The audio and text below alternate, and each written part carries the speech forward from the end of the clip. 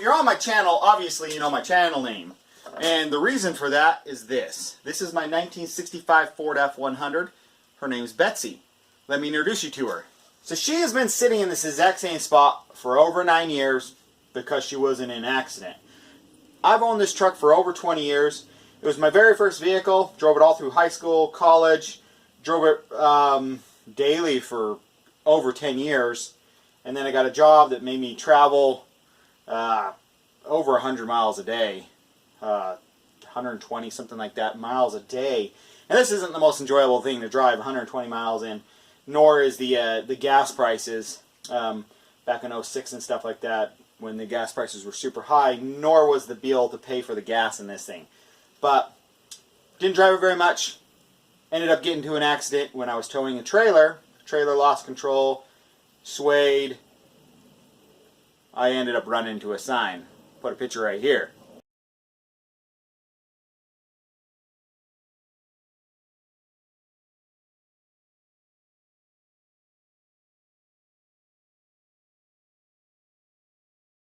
But it has not been started or ran. It pulled itself into the garage right here, but it has not been started and ran in 9 years. So let's do a cold start.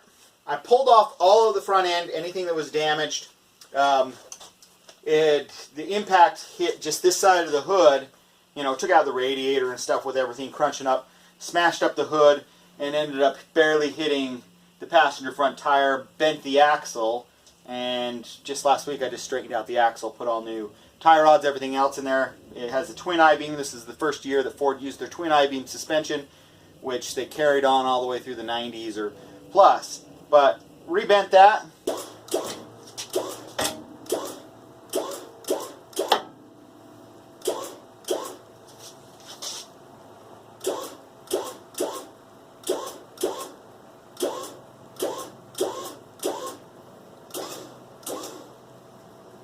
But in doing all that, by pulling off the front end and looking at the damage and assessing the damage, I came to the realization how bad the rust was on the cab. And it actually dented the back of the cab and dented the cowl of the cab. And so I've always knew the rust was pretty bad, but it's super bad. So it is time to replace the cab, everything else. But let's get her started. I have my portable gas tank that just has a spigot on the bottom. It's actually a valve stem, a tire valve stem. If you watch my videos, you know how ironic that is. And we'll just put that onto the fuel inlet. We'll just strap that down with the, well, we'll strap it down here and we'll strap the battery there. Fill up the fuel bowl with some two-stroke.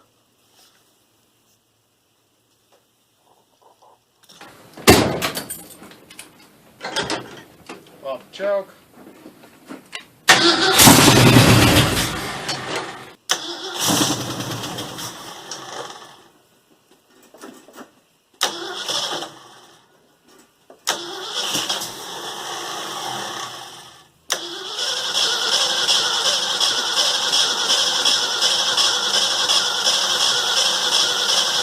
The pump could not be pushing, it's such a short distance, the pump should be pushing up fuel.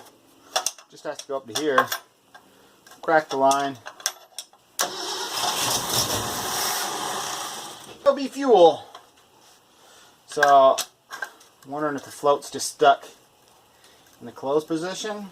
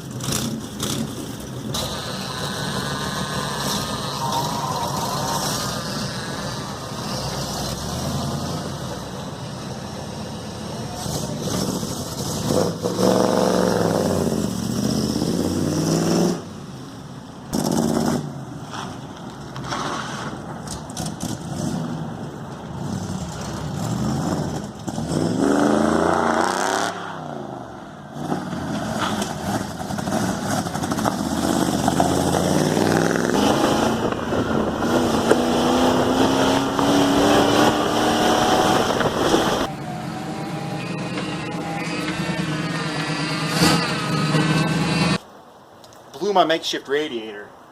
Back in the late 90s, before anybody ever did this, I put the I-beams from a newer truck, from a mid-70s truck, on that gave me disc brakes, and then I adapted a power steering pump, adapted a power steering gearbox, and put power steering and then power brakes, power disc brakes, and everything else on. So has disc brakes, power steering, everything, and that made life a little bit nicer. Not a ton, but it did, you know. I redid the interior, everything at one point. So it was all, it's since been 10 years of daily driving use, but you know, it was all redone and pretty inside, and but rusty. You can see if I really dig in there, rust really gets to stuff. The bed was all straight, everything was straight and everything, but you can see here the accident, the trailer kind of came around and kinked in the bed right here, but I got a new bed as well for it. So, and a different tailgate. This bed was never that great anyway. This was a secondary bed that I put on it. It was rusty up front.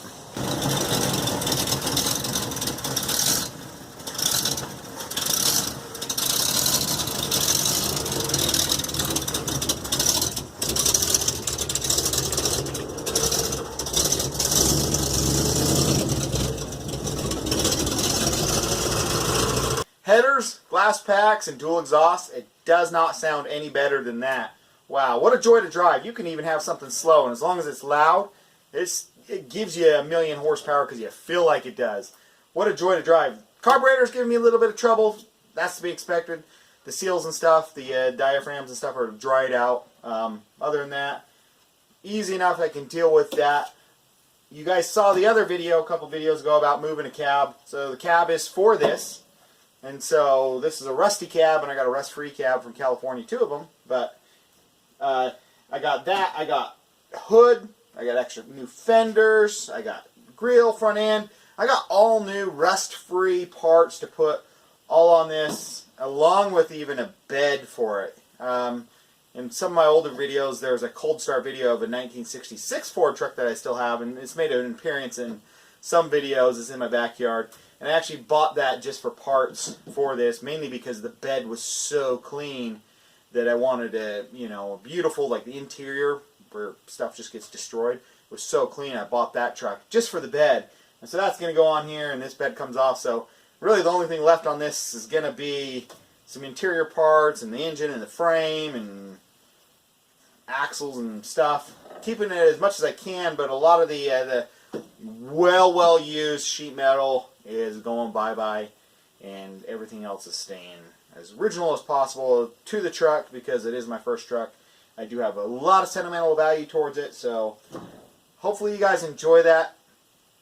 Thanks for watching, guys. Thumbs up. See you guys soon. Bye.